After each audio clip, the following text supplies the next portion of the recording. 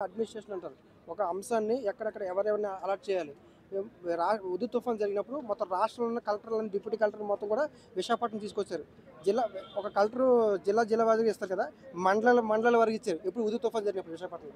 So, అధికారులు అందరూ కూడా ఎక్కడ ఎక్కువ జరిగిందనేది నివేదిక వస్తుంది కాబట్టి, ఆ నివేదిక రాగానే వెంటనే అంటే వీళ్ళకి ఆల్రెడీ ఆల్టర్నేట్ అయిపోతుంది. అధికారులకు అలర్ట్ చేస్తుంటారు. పలానా దగ్గర అయ్యే అవకాశం ఉందని వెంటనే అలర్ట్ చేస్తారు. అది తప్పది. అలా కామెంట్ చేయకూడదు. అక్కడ ఏం జరిగిందో మీరు చూసారా? లేదు కదా! సో, ఆయన చేసే ప్రయత్నం చేస్తున్నారు. ప్రభుత్వం ముందుగా పబ్లిక్‌ని అలర్ట్ చేశారు. అన్నిటికంటే ముఖ్యమైనది అంటే విశాఖ వాతావరణ కేంద్రం చాలా పవర్‌ఫుల్.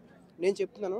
అసల హుదూ తుఫాన్‌కి 20 డేస్ ముందు అలర్ట్ చేస్తే అప్పుడు చాలామంది అలర్ట్ అయ్యారు. నమ్మలేదు చాలా వరకు. 10 డేస్, 5 డేస్ ఆ తర్వాత నమ్మారు. ఎప్పుడైతే నమ్మారో అంటే వీళ్ళు చెప్తున్న సింప్టమ్స్ కొన్ని కనిపించాయి 3 డేస్ ముందు. నమ్మారో అప్పుడు అది పబ్లిక్ కొంచెం అలర్ట్ అయ్యారు. సో, దీనిలో కూడా తుఫాను హెచ్చరిక ముందుగా చేయడం వల్ల చాలా నష్టం అనేది నివారణ అయింది. తూర్పుగోదావరి, పశ్చిమ గోదావరి, విజయవాడ, గుంటూరు, విజయనగరం కూడా జరిగింది. అందుకే ఈరోజు గవర్నమెంట్ నిన్నే ఇచ్చారు. ఏంటంటే 5 రోజుల్లో మొత్తం నివేదిక కావాలని చెప్పి. నివేదిక వస్తది.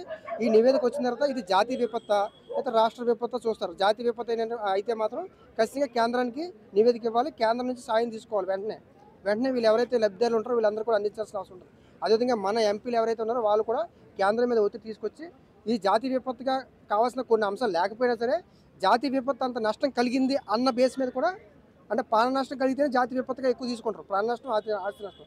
సో, ప్రాణ నష్టం తక్కువ జరిగినా సరే ఆస్తి నష్టం, పంట నష్టం కూడా చాలా ఎక్కువ జరిగింది. 1,22,000 హెక్టార్లు పంట నష్టం జరిగింది. చాలా ఎక్కువ జరిగింది పంట నష్టం.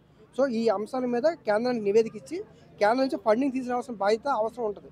అన్నిటికంటే ప్రధానమైనది ఆ రాజకీయాలకు అతీతంగా ఇలాంటి సమయంలో ఎవరు కూడా డిప్రెషన్‌లోకి వెళ్లకుండా రైతులకు అందరికీ భరోసా ఇవ్వాల్సిన అవసరం అన్ని రాజకీయ పార్టీలకి, అపోజిషన్ పార్టీలకి, అధికారంలో ఉన్న పార్టీలకి అందరికీ అది వర్తిస్తుంది.